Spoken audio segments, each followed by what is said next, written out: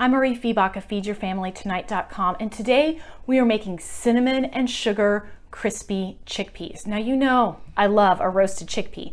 I have made barbecue roasted chickpeas. I have made ranch roasted chickpeas. You can find those recipes at my website, FeedYourFamilyTonight.com.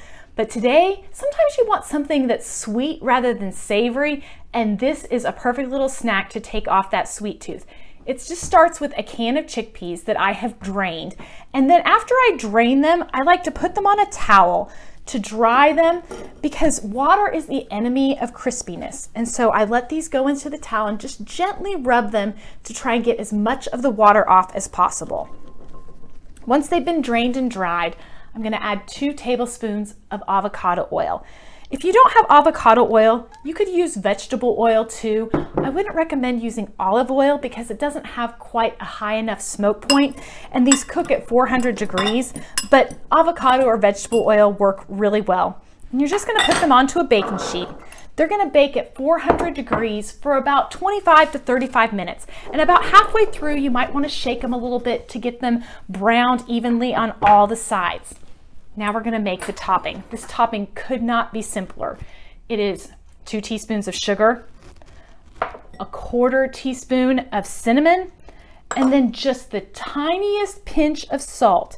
It's not even 1/8 of a teaspoon. It's just a tiny little pinch of salt.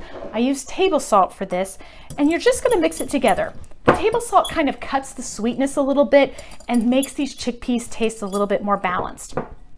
After they roast for 20 to 25 minutes at 400 degrees, you are going to add them to the sugar. Now these have cooled, but I will often just do this straight when they're hot. So make sure you're using a hot pad to hold the pan.